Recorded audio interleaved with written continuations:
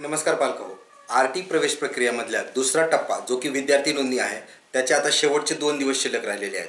बरेच सारे पालकांनी फॉर्ममध्ये रजिस्ट्रेशन केलं होतं परंतु अद्यापही फॉर्म सबमिट केला नव्हता.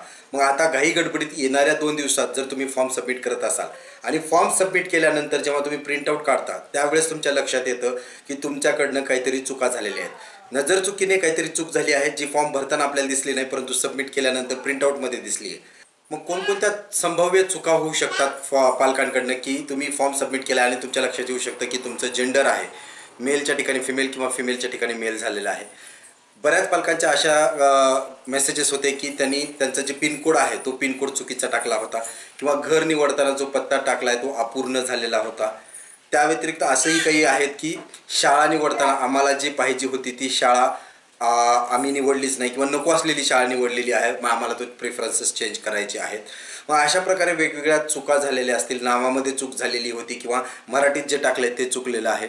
तर जर काही चुका झालेल्या असतील पण आता तर फॉर्म सबमिट झालेला आहे ऑनलाईनवरती तर त्यांनी कन्फर्मेशन घेतलं होतं की फॉर्म सबमिट केल्यानंतर तुम्हाला दुरुस्ती करता येत नाही आणि जर तुम्हाला दुरुस्ती करायचं असेल तर काय करायला लागेल हे मी प्रॅक्टिकली समजावून सांगण्याचा प्रयत्न करणार आहे. त्यामुळे व्हिडिओ शेवटपर्यंत पहा. माहिती विषय तसा गंभीर आहे परंतु काळजी नसावी, मी समजून सांगायला खंबीर आहे. त्यामुळे इडापिडा टळू दे आणि जनतेचं राज येऊ दे म्हणत आपण या माहितीला सुरुवात करूया. 2 दिवसात घाई गडबडीत जर फॉर्म सबमिट करत असताना नजर चुकीने तुमच्याकडनं कुठली चूक झाली असेल आणि फॉर्म सबमिट झालेला असेल तर मग नेमकं घाबरून जाण्याचं कारण नाही आहे. माझं स्वतःचा माणूस म्हणजे चुकी होतेच, मला पण माझ्याकडनं पण एक चूक झाली होती आणि परंतु चूक झाल्यानंतर ती लवकरात लवकर दुरुस्त करून घेणं, योग्य त्या मार्गानं ती दुरुस्त करून घेणं तितकंच महत्त्वाचं आहे. पण नेमकं मार्ग काय आहे, मार्गदर्शक सूचना काय आहेत, त्यासाठी तुम्हाला करायचं काय, जर तुमचा फॉर्म सबमिट झाला आहे, चूक झालेली आहे तर तुम्हाला होम पेजवरती जायचं आहे. त्या होम पेजवरती जर तुम्ही भेट द्याल तर तिथं सिलेक्टेड कॅन्डिडेट्स किंवा जे काही नोटिसेस आहेत त्यामध्ये एक आहे हेल्पलाईन सेंटर, त्या ठिकाणी तुम्हाला क्लिक करायचं आहे. तिथं क्लिक केल्यानंतर तुमचा जिल्हा विचारला जाईल. त्या जिल्ह्यावरती क्लिक केल्यानंतर तुमच्या जिल्ह्यातले जे काही प्रतिनिधी आहेत, वेगवेगळ्या तालुका लेवलला जे प्रतिनिधी आहेत किंवा तुमचा एरिया अनुसार जे काही प्रतिनिधी आहेत त्यांचे नाव आणि मोबाईल नंबर तिथं दिलेले आहेत.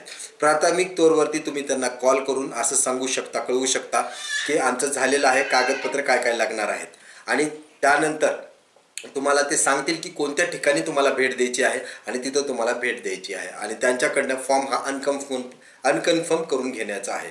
मग आता तिथे जात असताना कोणकोणत्या गोष्टीची काळजी घेणं आहे. तुम्हाला तुमचा जो काही सबमिट झालेला फॉर्म आहे तो फॉर्म सोबत असणं गरजेचं आहे. सोबतच तुम्हाला पाल्याचं आधार कार्डचं झेरॉक्स असणं सोबत गरजेचं आहे. त्यानंतर तिसरी गोष्ट म्हणजे तुम्हाला एक अर्ज लिहायचा आहे. बऱ्याच पालकांना हा प्रश्न होता की अर्जामध्ये काय लिहायचं आहे. तुम्हाला अर्ज गट शिक्षण अधिकारी यांच्या नावे लिहायचा आहे. विषयामध्ये फॉर्म डिलीट करून देण्यात यावा हा विषय राहणार आहे आणि अर्ज करताना तुमचं नाव आणि तुम्ही कुठले रहिवासी आहेत आणि तुम्ही अर्ज केलेला आहे तुमचा अर्ज क्रमांक टाकणं गरजेचं आहे आणि सोबतच काय कारण आहे ज्यामुळे तुम्हाला अर्ज डिलीट करायचं आहे ते लिहून तुमचा मोबाईल नंबर लिहून द्या. अशा प्रकारे एक अर्जाची प्रत, ॲप्लिकेशन फॉर्मची प्रत आणि पाल्याचा आधार कार्डचं झेरॉक्स या कागदपत्राची प्रत घेऊन तुम्हाला शिक्षण विभागाकडे भेट देण्याची आहे.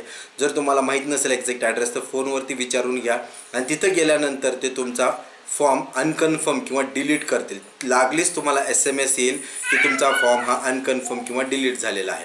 ते झाल्यानंतर तुम्हाला वापस घरी यायचं आहे आणि परत एकदा लॉग इन केल्यानंतर तुम्हाला तो फॉर्म एडिट किंवा ऑप्शन तुम्हाला भरण्यासाठी येऊन जाईल.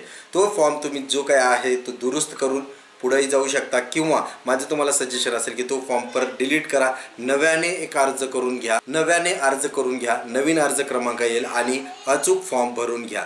तर आशा करतो ही माहिती तुमच्यासाठी उपयुक्त ठरणार आहे.